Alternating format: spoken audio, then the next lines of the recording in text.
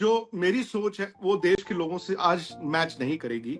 जो हमारे पैनल पे इतने बड़े दिग्गज हैं उनसे भी मेरी शायद सोच मैच नहीं करेगी, क्योंकि मैं सिंपल क्रिकेट के लिहाज से देखूंगा, वो शायद क्रिकेट के लिहाज से नहीं देखेंगे। सिंपल सी बात है, आपको या तो मुस्तफिजुर का नाम ऑक्शन में डालना नहीं चाहिए था।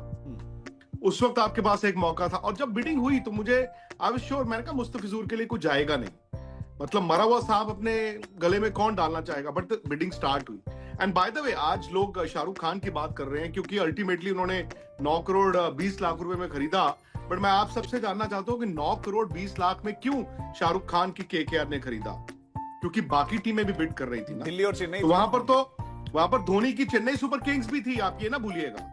सो वो भी बिड करते करते करते करते वहां तक गया। और शायद उस वक्त क्योंकि हिंदुओं की वहां पर हत्याएं नहीं हुई थी उस तरह से जो अब हो रही हैं, तो मामला थोड़ा सा दब गया। बट द मोमेंट ये सब हुआ out of control, I think inevitable था।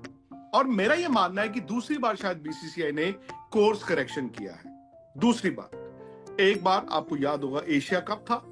एशिया कप में जब अनाउंसमेंट हो गई और सोशल मीडिया पर बड़ा बवाल मचा, तो उसकी कोर्स करेक्शन ये थी कि भारत के खिलाड़ियों ने हाथ मिलाने से मना कर दिया, और भारत के कप्तान ने जाके वहां पे प्रेस कॉन्फ्रेंस में बयान दिया। और ये दूसरा मैं कोर्स करेक्शन मानता हूं।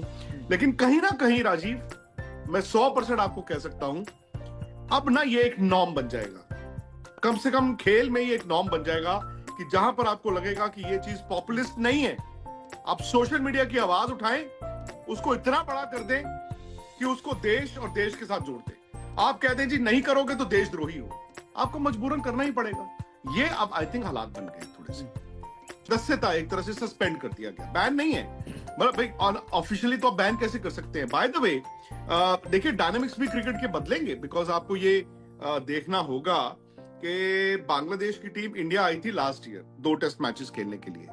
आई थिंक उनकी गवर्नमेंट तब तक बदल चुकी थी, उसके बाद वो सीरीज हुई थी। फिर लास्ट ईयर इंडिया ने वहां पर जाना, इस मतलब पिछला 25 में इंडिया ने वहां पर जाना था एक वनडे सीरीज T20 खेलने, फिर उसको 1 साल के लिए मुलतवी कर दिया गया। कल ही बांग्लादेश क्रिकेट बोर्ड ने 2026 में तारीखों का ऐलान कर दिया। ऑब्वियसली वो होंगे नहीं, क्योंकि वो अब जब आप इस तरह की बात होती है तो बोर्ड्स का रिश्ता ही नहीं रहता, मतलब मुश्किल हो जाता है, अनलेस वहां पर जब नई सरकार बने तो वो सरकार प्रो इंडिया। नमस्कार दोस्तों, विक्रांत गुप्ता ने मुस्तफिजुर रहमान को बाहर निकालने से कुछ महत्वपूर्ण बातें कहा है। उन्होंने कहा है निकालने के लिए इंडिया ने बहुत ज़्यादा जल्दबाजी कर दिया, अभी कुछ दिन वेट करना चाहिए था और देखना चाहिए था। अगर बांग्लादेश में प्रो इंडिया सरकार आ जाता तो मुस्तफिजुर रहमान को बाहर करने का कोई ज़रूरत नहीं था।